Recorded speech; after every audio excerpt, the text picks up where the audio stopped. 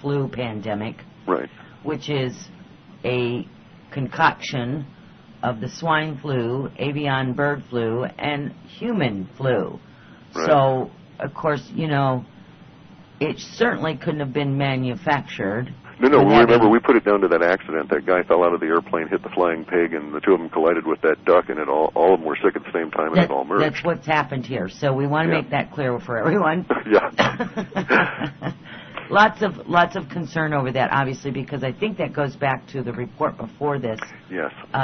With the disease issues. With the disease issues. So if you'll touch on that for us. Sure. We actually showed. We started discussing this. I think 909 and then into 1109 reports. We discussed some of the disease issues that would be prevalent in 2009. Now, let's note that so far we don't have any deaths or anything in the U.S. relative to this, but our healthcare system, again, an expression of duality. At the same time that we have the rise of these diseases, we're going to have a global problem in providing, at least in the U.S., any imported medicines, because our dollar is going to die and then we won't have anything to buy this stuff with. So our pharmaceutical situation is not going to be very good. But that will actually take most of spring and summer to manifest into a really nasty situation. That was what we were alluding to around the autumnal equinox. Around the equinox in September is when disease really takes off in the U.S. and we start having some very serious issues.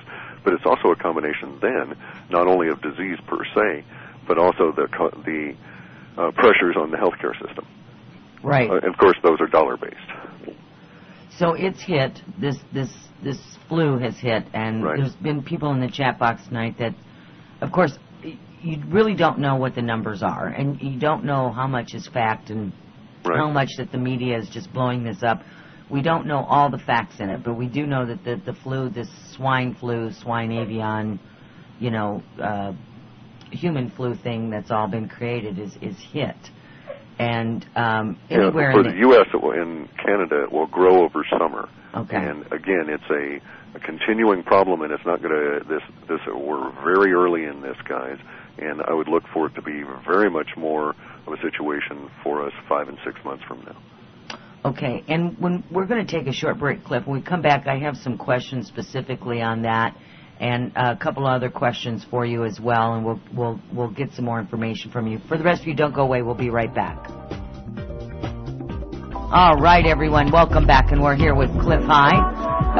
We left off at just before break talking about the flu pandemic that's hitting, and you made a statement, Clif, to all of us that it's going to get worse over the next 4 to 5 months. Right. And not necessarily singly focused on swine flu, for instance. Okay. Our data for the past couple of report series has indicated that from this July 15th point onward, we'd see the degradation of the healthcare system and an increase in disease in all forms being a problem within the social structure. All right, so if it's not just the flu we have to worry about, obviously it could be just anything, I guess. And sure. You're going to have compounding problems in all different kinds, yeah. Right. I think that also has to do with, we've talked a lot with you about the chemtrail thing. That's always just, kind of irritated me that they've done this for so many years. And well, the reason that they have, of course, is because they could never, ever get it to pass an environmental impact statement. Right. And the timing on it was appropriate because they figured, well, by the time the public wises up and there's a giant hue and cry, there will be so few years left that we needn't really concern ourselves with them. Interesting. Right. Interesting. So there are so few years left before we reach the middle point of the big squeeze here, and that this is actually part of that componentry because they were hoping that the chemtrails, the barium specifically, would act as a energy shield and thus shield the planet from energies that they know are coming, but they would rather not have us experience. Right. Some of it, of course, is good, and some of it is bad, so to speak. There are those people that would maintain that this unknown energy from the universe is going to cause, a mass ascension into some other density. And then there's the other aspect of it is that they were thinking that, we could reflect off the extra solar radiation. And what they don't understand, of course, is that you can't reflect the magnetism. The magnetism squeezes all the continents, pushing down on the magma. Everything heats up just from the friction of it all, and we get the Earth heating up from the bottom out, so to speak. Right. Well, and all of this is just an indication that, you know, there's certainly many aspects to being here in this time. I mean, many aspects. We're talking about everything that we've all known, we've understood as quote-unquote a reality, is shifting and changing. Whether we are shifting and changing with it is not the point. It's still going to shift and change.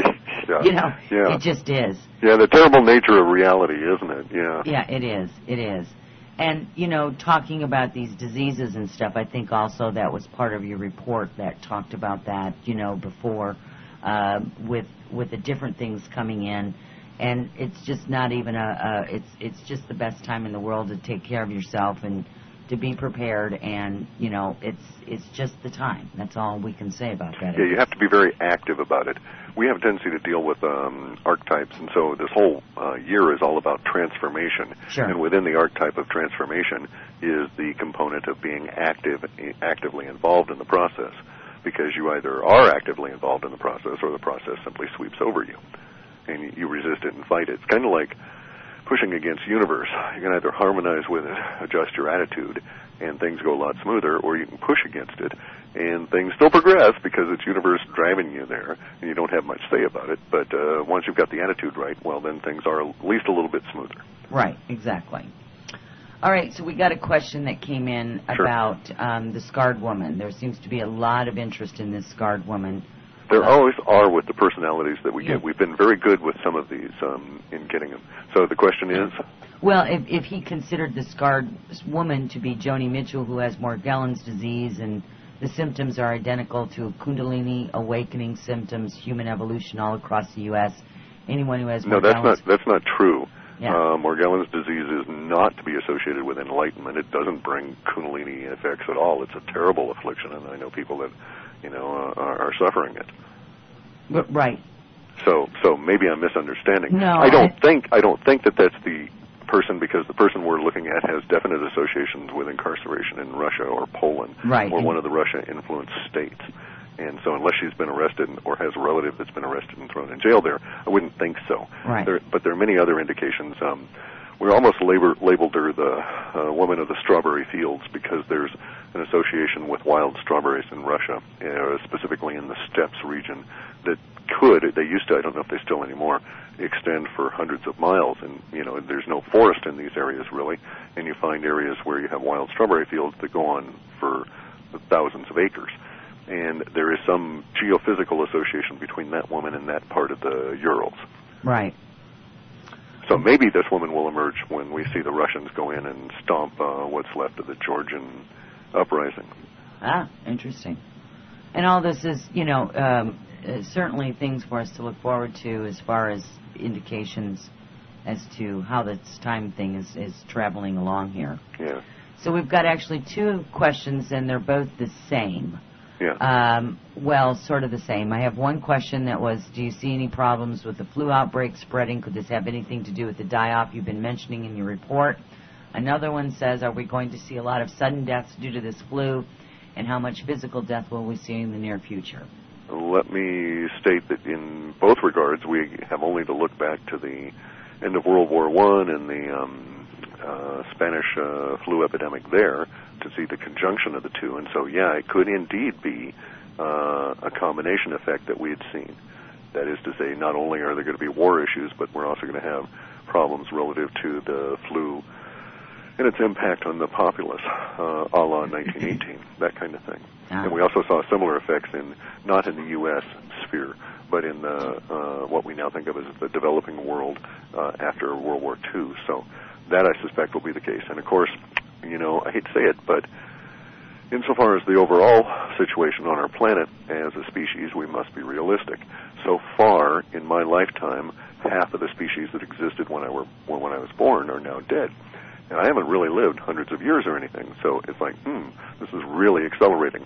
In my father's time, that was not the case. In my grandfather's time, there was hardly anything in the level of species extinction. So it is accelerating, and one can expect that there's no reason to think that it would stop. In fact, it should increase based on the whole big squeeze theory. Okay. Especially with those species that are magnetically sensitive. They're going to have a real hard time dealing with this. And, you know, and that being said, we have to understand that, you know, it is part of the process, as sad as that is. That's just the way things are. Yep. It is. It's so sad. I mean, it's not that we have to like that news, but it is part of the process. Well, I always take comfort in the idea of the duality, again, being expressed here. You can look at things one of two ways. If you're just a regular person and you're going about your life and you're trapped within your own view of the planet, then things happen to you and they're perceived by you as either a blessing or a curse, basically. Right. And there's another way of looking at it, and that is that things are. And you just don't apply those words, and you just say that things are and everything is a challenge, because there's a whole lot about challenging to individuals about things that we would otherwise consider to be blessings. Because bear in mind, you know, there's always an evil lining, so to speak, in a nice silver cloud. Sooner or later, you have to go from that blessing state back into reality, and you transit over into the curse state. And once you know that all of reality is this oscillation, then you can decide that, well, my attitude is to not really involve myself in the oscillation, just participate in everything as a challenge. And at that stage, things free up for you. Unfortunately, lots of people are not going to make that transition, and they're going to be very, very, very challenged, and they're going to think of it as a curse. Right. I gotcha. Okay. On another radio show, you said that the powers to be will lose one area of control over the summer. Can you expand on that? Their level of control within the Anglo-American Empire at this point really rests on the shoulders of 5 individuals that control all of the corporate media that's out and about. As we see a simultaneous rising in the populace against the cognitive dissonance, which is an actual physical assault on your senses when they lie to you and say, no, there's no such thing as chemtrails, or they have their winks and their nods when they introduce the UFO gist, this kind of thing, where they're giving all these subtle messages. That is what breeds cognitive dissonance, which lodges in your solar plexus and is going to come out their fists. And when that happens, we start seeing the breakdown at both ends.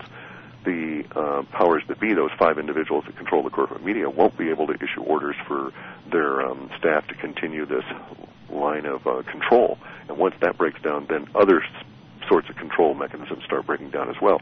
We can't be really too specific here because we don't want to put any individuals in any given areas at risk just because we're blabbermouths. Absolutely.